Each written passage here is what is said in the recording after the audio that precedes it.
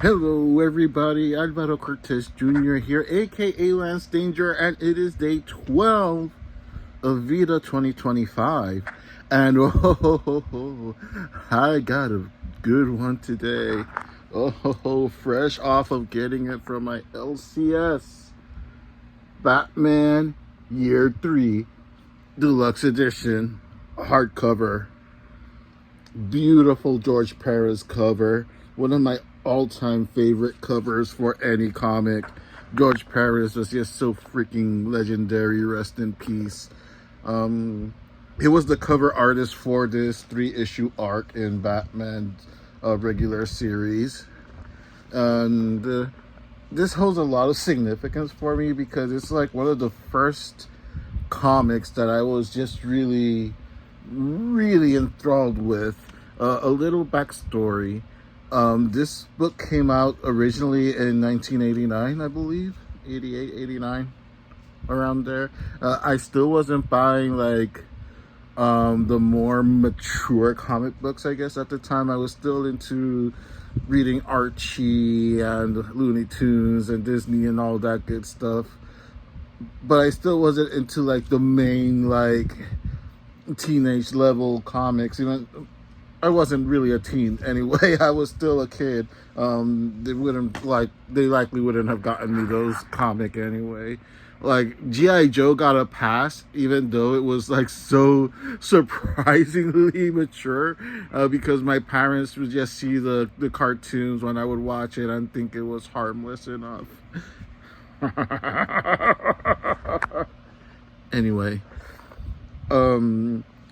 this one has a special place in my heart because when we moved to Puerto Rico when I was a little kid, around 1992, I would like to say 1991, 92.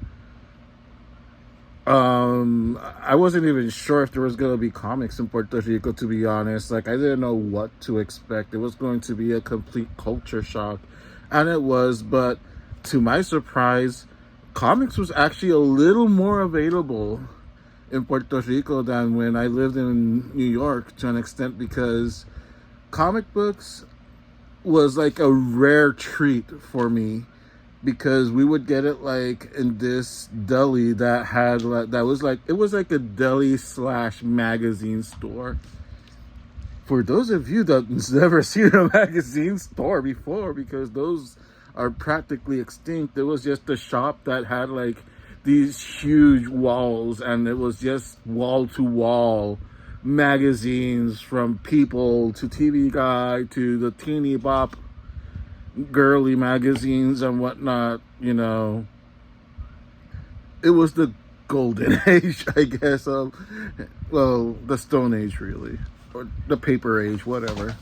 Yeah, Paper Age is more fitting, I guess, now that most of that stuff is digital, if they even exist anymore. You know, you had your Teen Vogues and what. I don't know if Teen Vogue existed back then in the 80s. Then again, I probably wouldn't know anyway. But that's not the point. Like, there were like, it was this deli / magazine store that was close to the nearest movie theater, which was like a good 20-30 minute walk from the apartment building we used to live in Williamsburg. The good old Commodore. I missed that movie theater. I wish it was still around, man. I would go down to Brooklyn just to go to that theater if it still existed. Like, it turned into an empty lot for years until finally it turned into like this office building, which kind of stayed relatively empty because it kind of opened during the pandemic era. Crazy. It was so crazy. But anyway, like, we wouldn't go to the movies, the movie theaters that often. We would go like if my mom was bored enough to say like, let's go to the movies this weekend, we would go. Or if there was like a big movie coming out that she would want to watch also, we would go. The rare exceptions that we would go into Manhattan to watch a movie would be if my father wanted to see a movie as well. He actually didn't like the Commodore. Like, to him, it's like, it was like, if we're gonna go to a movie theater, we might as well go to a nicer one in Manhattan. Funny enough. But yeah, that's when I would get my comics. You know, like, we would go to the movie theater, watch 2 or 3 movies, and on our way back home, sometimes we would take the bus that would leave us a little bit closer, like at least like a quarter of the way. And at that bus stop was where that deli / magazine shop was. And sometimes we'd go in there to like buy a snack or something. And of course my sister would want the Teeny Bop magazines, or like the magazines that like wrote about the royal family in England, because she was fascinated by Princess Diana, Prince Charles, and all that royalty stuff from England, all that good stuff, I guess. Like, it was like crack for her. Like, she really enjoyed it. Hi sis, I love you, in case you're actually watching this. I know you pop in from time to time. Don't worry, I had fun checking out those magazines from time to time too. I actually really looked up to Princess Diana even as a kid. But anyway, like, she would go for the Teeny Bop and royalty magazines. And of course I would get my comics and my Archie Digest and whatnot. And again, it was like a rare thing for me to get comics. So it was like maybe once a month, even if that, depending on what good horror movies were coming out that year, I guess. Some years I would have a little more comics than others, because of, you know, the frequency of going to the movie theater. So of course I didn't know what to expect when we moved to Puerto Rico.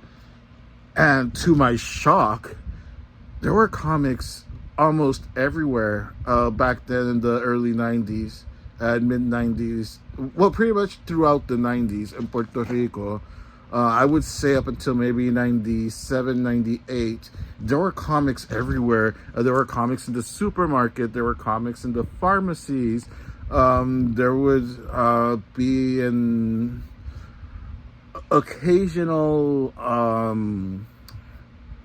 like these book fairs in the mall, in the local mall, and there would always be a stand or two that would sell comics as well. So to me, I was like, oh my goodness, that's where my addiction really got high. Like if my sister, like, royal magazines was like crack to me, like comics was like meth. You know, like, when, my goodness, it was just everywhere, and I couldn't get enough of it. You know, like, my allowance and my summer jobs, everything went into comics and video games. Like every kid, I guess, basically in the 90s, I don't know. But one of the very first comics that I saw when I was a kid, the first comic, in fact, that I bought in Puerto Rico, was a reprint of Batman Year 3 in Spanish. I believe it was Editorial Norma, the one that published it. It was like the Mexican distributor of the Spanish edition of comics. They would be the ones that would distribute it to Puerto Rico as well. And oh my goodness, I was so fascinated by this comic when I read it. Like, this was like almost like a life-defining comic book for me, because it was like my transition into becoming a teenager was actually when I finally was able to buy this comic in Spanish, of all things, you know, because I knew how to read Spanish, thankfully, because my parents always wanted us both to be bilingual so things could be easier in the US. And I guess it helped out in a way that we didn't expect, because we never really expected we were going to move to Puerto Rico.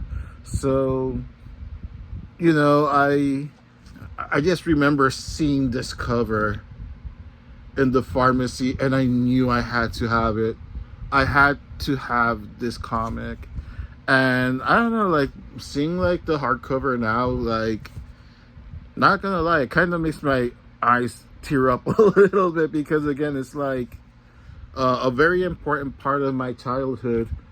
That moment where life wasn't going to be the same again.